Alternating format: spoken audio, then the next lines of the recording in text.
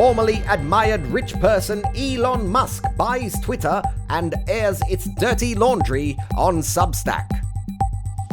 New Zealand PM Jacinda Ardern resigns as a nation loses its self-proclaimed single source of truth. It's a new year. So let's return to COVID news as Larry Fillmore answers the questions you couldn't ask before the release of the documents supporting Pfizer's jab. And Jane Bunyan brings you the latest on the violent arrest of climate activist Greta Thunberg in Germany.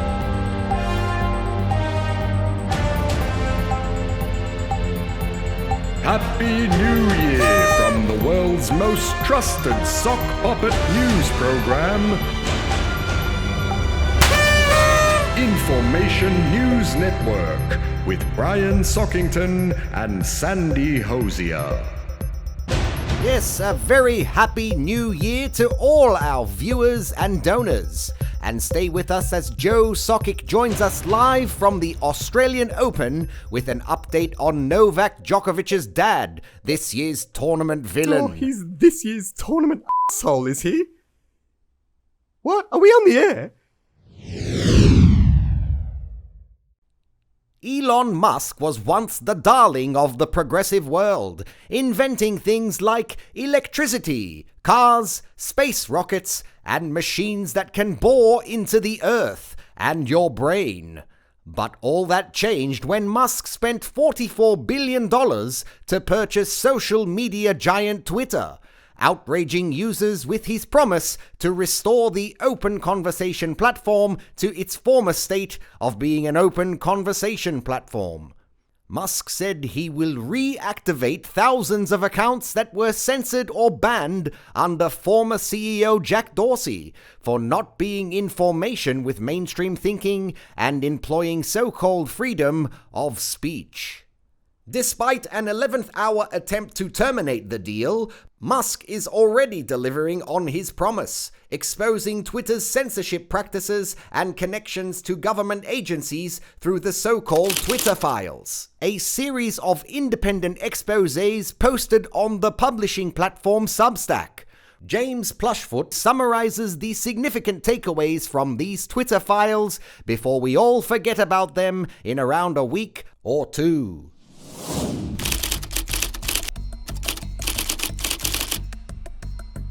Seemingly independent to the outside world, internally, Twitter was in direct and constant contact with US government intelligence agencies, including the CIA, FBI, and Homeland Security. Twitter received classified information, assisted with state-backed covert operations, and moderated or censored so many accounts that their staff were congratulated for their monumental undertaking. Former FBI lawyer and Twitter's Deputy General Counsel Jim Baker revealed that the FBI even compensated Twitter for their work to the sum of almost $3.5 million. 1,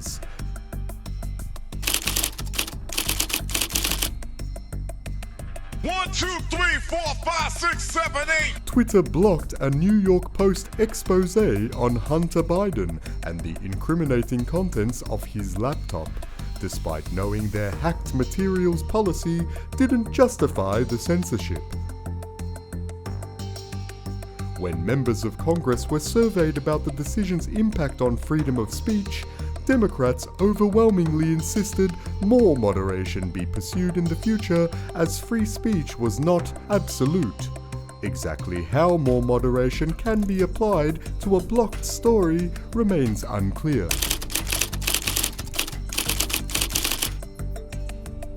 Think tank DFR Labs, funded by the US government's Global Engagement Center, provided over 40,000 accounts for Twitter to blacklist and hide, or shadow ban, for containing foreign propaganda or opinions from other countries.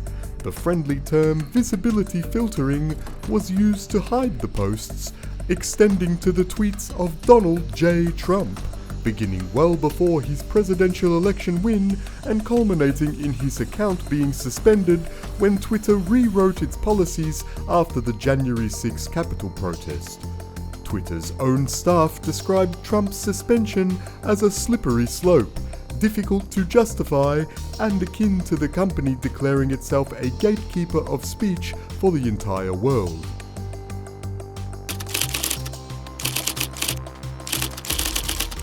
Twitter censored and shadow-banned COVID information deemed inconvenient for public health officials, discrediting the accounts of doctors and experts, including physician Andrew Bostome, whose account was banned for posting the results of a peer-reviewed study on mRNA vaccines. Biden officials were allegedly furious that more accounts weren't being deplatformed, while Twitter worked with Pfizer lobbyist Scott Gottlieb to erase content about the effectiveness of natural immunity, due to its capacity to go viral and be corrosive to government health advice. Opposition to vaccine passports, mandates, or the sharing of post-vaccine side effects reports, celebrity deaths, or criticism of Dr. Anthony Fauci were also suppressed, a trend that continues today on sites like this one, whose summary of this particular section of the Twitter files is shown here.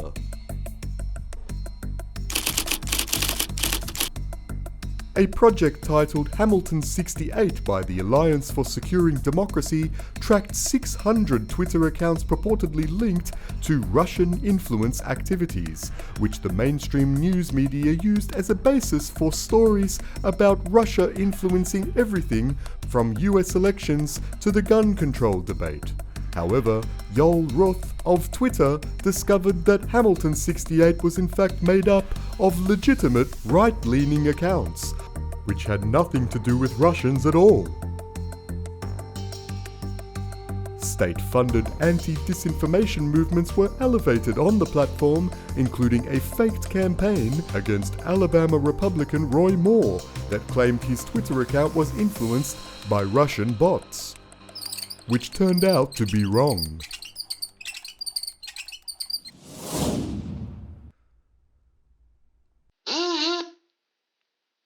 Oh, thanks, the Drudge. Sorry. I was just moving my Twitter account to Mastodon like everyone else. So was I! As soon as I heard Musk was stopping all of that censorship, I had to leave before the crazies started posting. I did that too, but when I got to Mastodon, most people had already moved back to Twitter. Yeah, that's true. And I was getting FOMO with all the fights and memes that were happening over there. Yes. Did you see that one with Musk dressed as Hitler? Yeah, that was great. And what about the one with Musk wearing the tinfoil hat? That was very funny. Oh, no wonder the mainstream news totally ignored the, what was that last report about? I can't remember, Brian. No, I can't either. New Zealand Prime Minister Jacinda Ardern, the world's most popular leader outside of New Zealand, announced her shock resignation, stepping down from a position she's held since 2017, when at just 37, she became a global icon of progressive politics and the youngest Kiwi leader in 150 years.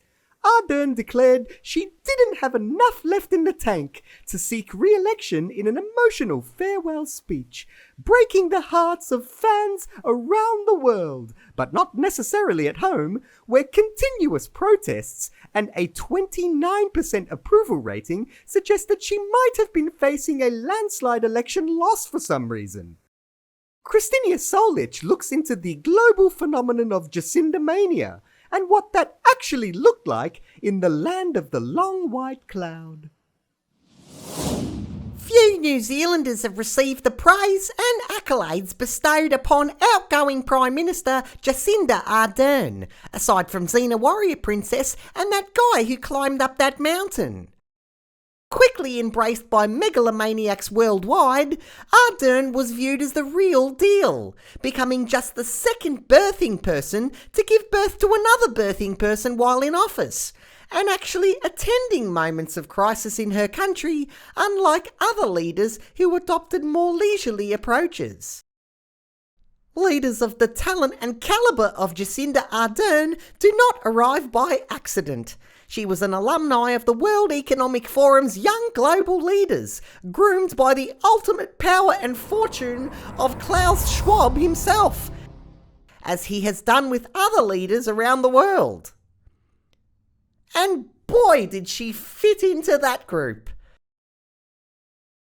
Her celebrity became so high profile in countries other than New Zealand, it became known as Jacinda Mania, spawning countless honours, awards, books, songs and murals, as well as some rather convincing deep fakes. But her crowning achievement would be her COVID-0 elimination strategy that stopped the contagious virus for months at a time through the simple decision to cut the island nation off from the entire world. She once locked the entire country down for a single case that was discovered, causing a wild rush on supermarkets from citizens desperate not to acquire the virus that has since been acquired by almost everyone. But as a godlike supermum, her daily updates became akin to religious sermons, as did her assurances to her people. We will share with you the most up-to-date information daily. Dismiss anything else. We will continue to be your single source of truth. Uh-oh. Did you see that? Yeah, I saw it. What? When they touch their face, you know it's not going too well. Unbelievably, Kiwis were less enthusiastic about Ardern than others around the world. A falling 29% approval rating, constant protesting, and a failure to deliver on basically any of her election promises became features of her government. New Socialists Mabel and Dorothy Kankel discussed some of these issues. So what are the Kiwis complaining about exactly, Mabel? Well, they reckon Jacinda never built the 100,000 affordable homes she promised to address the housing crisis. Oh, that's not true. She built 1,400 in only 5 years. It takes time to do these things. Nah, you're right, Dot. It's a miracle she could build the ones she has with that slight frame of hers. Oh, there's nothing of her, Mabel. I reckon she's cutting back on food to leave more for the immigrants when they come over. Didn't Jacinda promise to cut down on immigration? Yeah, but you need people to live in all the houses she's going to build, you see. If they can afford it. I heard rent's gone up by 8.5%. Well, luckily Jacinda's promised to reform the economy. She did, Mabel. It went up 8.5% since then. Oh. Well, you can't get everything right, can you? At least children don't pay rent. That should help with her promise to address the record high child poverty rates over there. I hope so. Has it gone down yet? No, not yet. Oh. What about the cost of living and inflation? Well, they're still up too. She probably shouldn't have promised to bring those down. And the guns? Oh, they're in the boot of the Tirana. No, not our guns. The guns in New Zealand. Oh, right. Yeah, well, after the Christchurch shooting, she spent $150 million on a gun amnesty. But most people reckon about 2/3 of the banned guns are still on the streets. Well, at least she promoted diversity and inclusion a lot, eh? Yes, she has done that. Well, you can't get everything right, can you? No, you can't. So while there'll always be a few nutjobs who can't get information with the rest of us, history is sure to show that New Zealand was lucky to have been blessed with a leader like Jacinda Ardern, especially after the release of her new book, the aptly titled I Know This to Be True, which focuses on her passion for calling out misinformation wherever she thinks she sees it. I cannot go around and individually dismiss every single rumour I see on social media, as tempted as I might be. Dismiss anything else. We will continue to be your single source of truth. Everything else you see, a grain of salt. And so I really ask people to focus. Christina Solich, INN News. Ardern joins a growing list of recent political resignations, including the Prime Ministers of the UK, Slovakia, Italy, Kazakhstan, Malaysia, Lebanon, India, Estonia, the Netherlands, Austria, and Japan, as well as public health ministers and officials and state leaders in...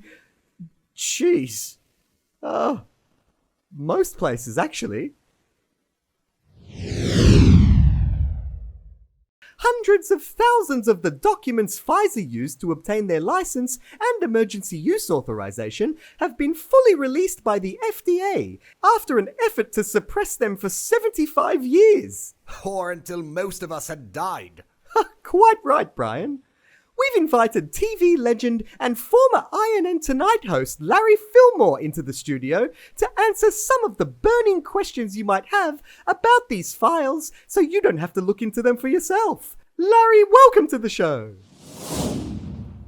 Yep, nice to be back in the hot seat, guys. I hope Brian hasn't been farting on I it. have not. Oh, too much information, Sandy. I don't want to know. Anyway, let's get to our first caller on line 1. Oh my God, is this the Larry Fillmore? The one and only, babe. Fire away. Wow! I was a huge fan of INN Tonight. It's so sad there's no wholesome variety TV on anymore. You're right, and if donations go well enough on this show, I think the Hand might consider bringing it back. Oh, wow. But on to your question there. Yes, well, my question is, why were there so many pages of the contracts and documents redacted? Shouldn't we be able to see them? Oh, and, yes, great question. But I'm pretty sure those black lines were just covering names and stuff. You know, those long Indian and Sri Lankan names you get at those pharmaceutical companies. And they weren't all redacted, were they? You can see there and there are clearly words visible, and you just got to read between the lines. Those blacked out lines? That's right. I hope that clears things up a bit for you. Oh, not really. Okay, on to line 2. You're on with Larry Fillmore. Oh, g'day, Larry. I must admit I was a bit hesitant to get the jab at first, but my employer forced us all to get it or get out. And I haven't died or been injured, so I'm pretty happy with the result at the end of the day. Same here, mate. Great to hear. Anyway, what was your question? They just told me to ring up and say that. Okay, thanks, mate. Caller 3, are you there? Yeah, hi Larry, I love your work, mate.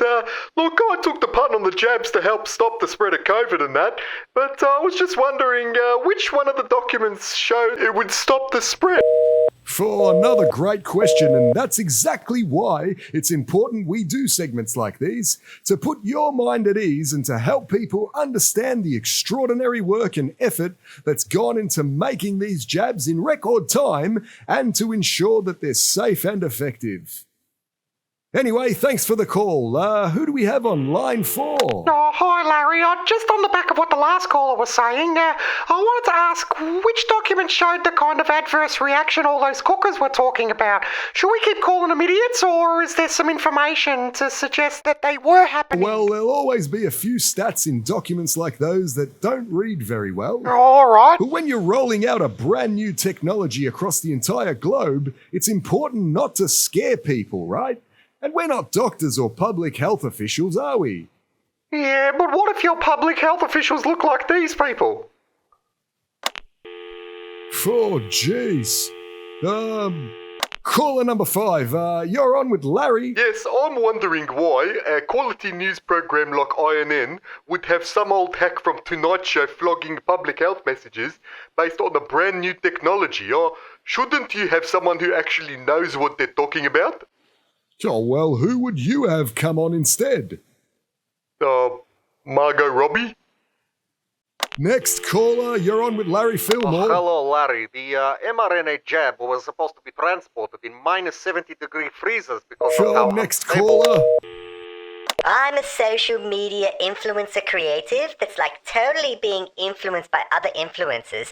And I was wondering who influenced you to get the jab and how do you influence them? Oh, you sound great. I might be a little older, but I'm still down with the influencers. Oh my god, you're totally an influencer too. Oh my god, do you have an OnlyFans or Oh, jeez. Last caller, please. Hey, what do you make of those Project Veritas tapes of that Pfizer employee who said they mutate COVID in their labs to make vaccines ahead of time, and it probably started in Wuhan? And Yeah, I'm not familiar with that. that Pfizer was concerned that the jab was affecting menstrual cycles and that all the government officials who review the drugs end up working for pharma companies, which is why they...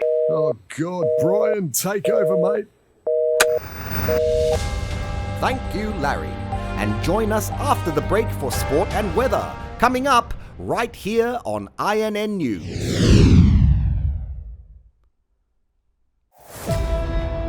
2023. We are in on your incredible story. I was in bed sleeping at 2 o'clock this morning. My wife comes in. On your stunning pictures. And we are all in on reporting your truth. We will continue to be your single source of truth. Dismiss anything else. This year, the world is watching. Your #1 news network. Information News Network. With Brian Sockington and Sandy Hosier. Get your information at INNformationNews.com.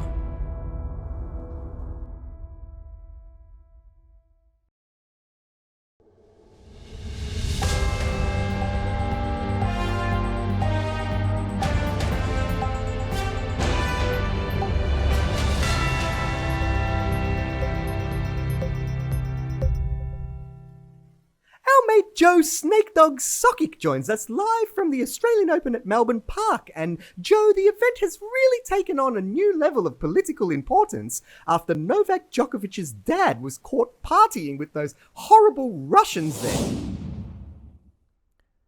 Yep, summer's here and the news is getting dominated by the tennis again. But this year's Oz Open has been a bit of a tough sell without its usual draw cards, including Roger Federer, the Williams sisters, and men's #1 Carlos Alcaraz. And the women's #1, what's her name? Iga Swiatek. Yep. Then Nick Kyrgios pulls out on day 1 and Rafa gets beaten on day 3. So we're left with this story about Novak's bloody Djokovic's dad who stopped for a photo with these possible Nazis and Putin lovers. Well, they were partying together, weren't they? Oh, they probably were, Hosey. No, they were, Joe, or your segment will be much shorter. Oh, right, yeah. They went out partying and were getting up to no good and all that. But you got to admit, it does add a little entertainment to the tournament. And we almost let Novak make the final without being a villain again this year. The coverage is almost making last year's stuff look tame. Whatever way you look at it, Novak Djokovic is a lying, sneaky... Anyway, spoilers, Novak's won his 10th Oz Open, blah blah. But all eyes were on his opponent, Melbourne's favourite son, the Greek god himself, Stefanos Sexy Pants, who didn't disappoint, aside from losing to Novak in straight sets. Anyway, here comes the first INN sports wrap of the new year. The Australian Open served up a host of interesting moments. Andy Murray, who's more machine than man now, went deep, while Arina Sabalenka made the most of not being banned like she was at Wimbledon, beating Elena Rybakina in an entertaining 3-setter to win her maiden Grand Slam title. The often overlooked World Hockey Championships took place in India, where the German team beat the Belgians in the final, and the Netherlands upset Australia to take bronze. Wait, blue carpet? Oh, jeez, I thought we were talking about the ice hockey. Get something else up on the screen, the Drudge. Oh, anything, mate. Just put the snooker and darts on if you have to. Oh, well, you did, you cheeky mongrel.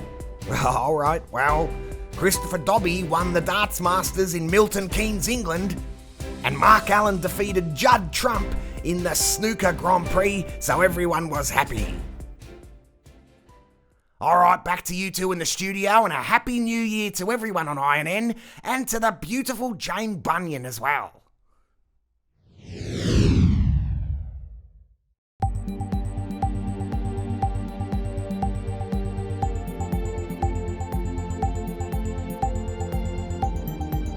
Thanks, Joe. Over to weather with Jane Bunyan now, who's joining us live from Lutherest, Germany, where just moments ago, 20-year-old former Swedish school wagger Greta Thunberg was arrested and detained by police. Jane, what's it like out there, and how on earth did we find the money to send you to Germany? Well, as you can see behind me, things have settled down quite a bit since Greta's alarming arrest by German riot police at a protest over the expansion of the coal mine right behind me. Greta was a part of a group who broke into a hazardous coal pit where authorities were waiting, opting to remove and detain the protesters, including the famous little 20-year-old girl. Oh, wow. You can see there the police are present in large numbers and are certainly manhandling her. Yes, she was obviously determined to put on a brave face. It was almost as though she knew it was going to happen in advance. Yes, just like the press there, almost every mainstream news outlet in exactly the right place at the right time. Oh, they would have been shocked that Greta didn't receive the red carpet treatment you'd expect of a global icon, and was treated more like many of the other activists who'd been squatting at the site for years in the abandoned homes of residents evicted to make way for the coal mine. Greta's there to help demonstrate that the coal mine is at odds with the Paris Climate Agreement's emissions targets, which will limit global temperature rise to 1.5 degrees above pre-industrial levels, Brian. Yes, we must get back to pre-industrial levels, of course. Is that because climate didn't change back then, or...? No, climate changed back then too, but it was based mainly on solar and volcanic variations. Natural cycles still do affect our climate, but when we include man-made emissions from the coal burning and stuff, we speed those cycles up, Brian. For example, last year's average surface temperature of the planet was 1 degree warmer than in the pre-industrial period. What pre-industrial period? Oh, well, there's no official definition, but it could refer to any period of time before the start of the Industrial Revolution. Okay, so if the Paris Agreement chose a period of low solar activity, like the early 1700s off the top of my head, or the late 1800s despite high volcanic activity like the IPCC have done, then wouldn't the pre-industrial level be lower than we'd expect? Meaning we would reach the 1.5 degree threshold sooner. Yes, and that just makes what all the climate protesters are doing even more important. Stuff like this? I think it does. And look at all the progress they're making. Was that a wizard? Well, I'm just glad Greta's okay, Jane. Anyway, have you got the forecast for us? Actually, I have to go and do some thinking about things. Thank you, Jane. Jane Bunyan there, live from Lutherest, Germany. And that brings us to the end of the news for January 2023, Sandy. Yes, and a big happy new year to you, Brian, and all our viewers and donating producers on INNformationnews.com. Yes, where would we be without you? Probably squished underneath somebody's foot, right? Quite right. Well, until next time, may our news be your views, and goodbye. Goodbye.